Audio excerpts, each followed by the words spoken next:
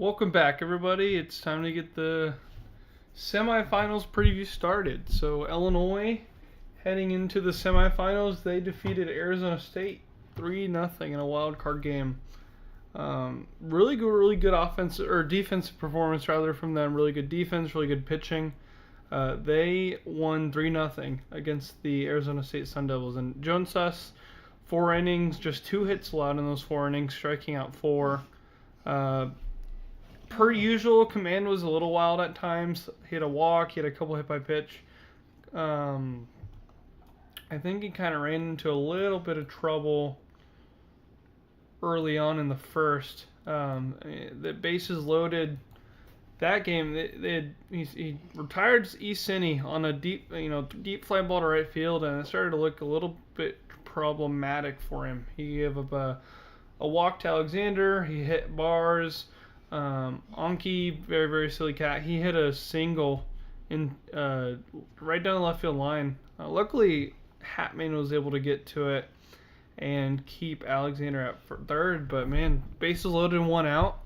But the next guy he struck out, and then the final guy, I think, lined out to third base. So Alexander able to get out of a little bit of a jam there, and did not look back as he only allowed one hit the rest of the game.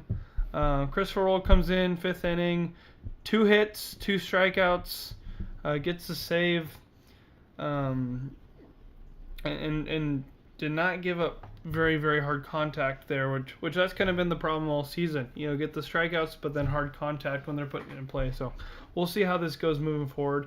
Arizona State, their season's done. They credit to them sticking with it, making the playoffs. DJ, really both DJs kind of working together here, and Trill coming on.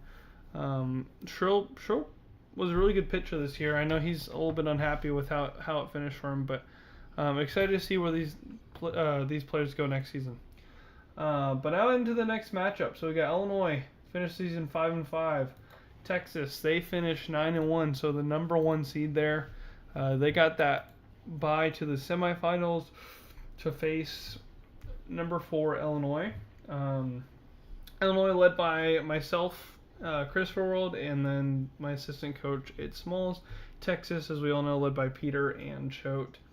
The two teams have not faced since week 1, the first week of the season.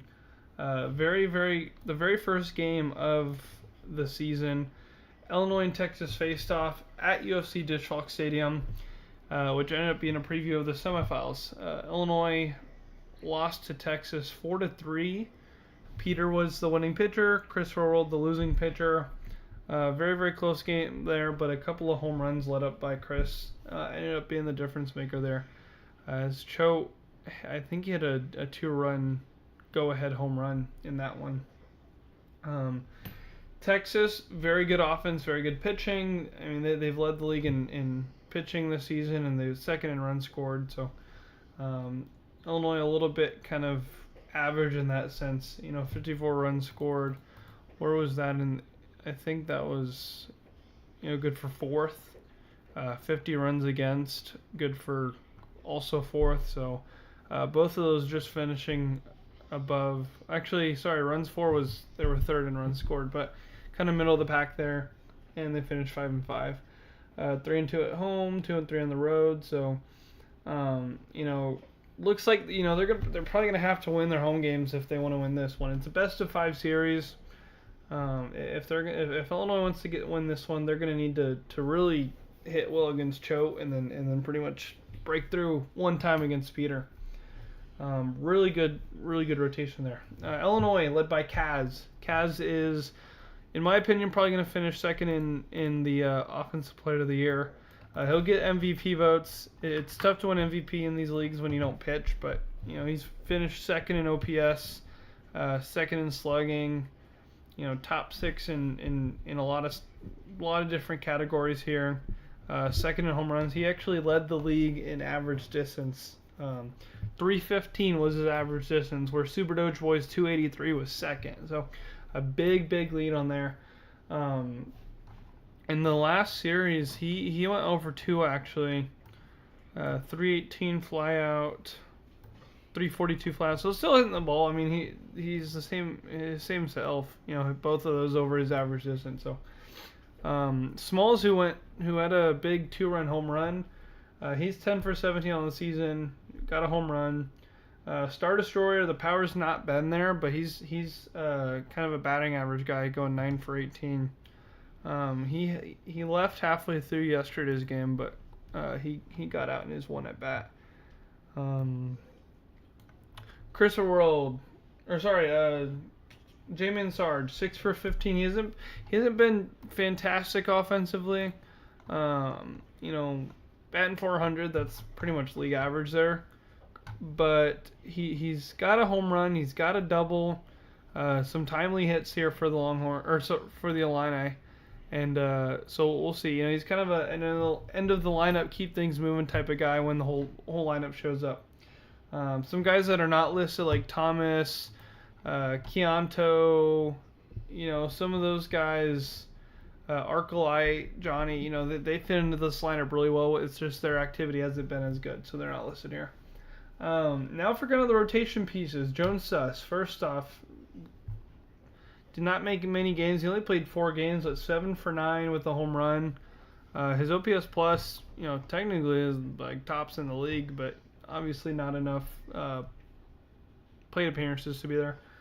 Same with pitching stats. Only 8 innings pitched, but he's given up 1 run all season. And we can add another 4 innings from yesterday's scoreless start from him onto that. So far this season, 12 innings, 1 run allowed, and the strikeouts actually were there yesterday. 4 strikeouts in 4 innings, whereas typically, he's getting really 2 a game before this. So we'll see if that keeps up. Has yet to give up a home run all season, which, he's only given up 1 run, so not super surprising there. He has not faced Texas, though, and we'll kind of get into some of those numbers. And then Christopher World, 12 for 29, about league average in hitting, a couple of home runs, but nothing too crazy there.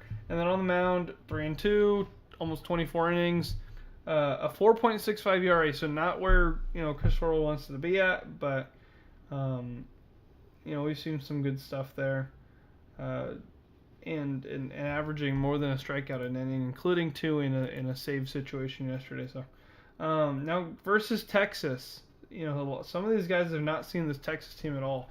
Smalls, Alexander, Jamin's only got 1 inning against them. Thomas was actually on Texas the last time these teams played. Same with Arcolite, same with Johnny. So really, a lot of this core has not seen Texas, which could be good news since they got swept by them. It could be bad news because they're not used to them. We'll kind of see how that goes. But I'm interested to see. It's going to be a lot of these guys' first time facing Texas this season.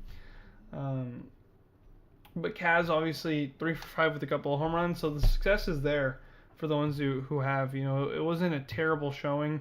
Honestly, the 8-4 game, that was the current Longhorn Rhett Nader on the mound for that game. So can't take too much from that game. I think that 4-3 game is more of an omen for what's going to happen in this series. I expect it to be kind of lower scoring with 4 pretty solid pitchers going into this. Now for the Longhorn side, led by Peter and Choate, they got Dino.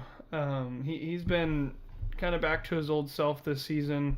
I mentioned in the previous video, he's kind of more of a, just put the ball in play kind of guy, a little bit less power than we saw in the BFBL days, but 3 home runs, an OPS plus of almost 200, and 2 for 2. I put for Illinois, I really put the stats versus me for the hitting stats, because I can't really count stats they got against Rhett Nader, who's not even on Illinois anymore. So 2 for 2 against me.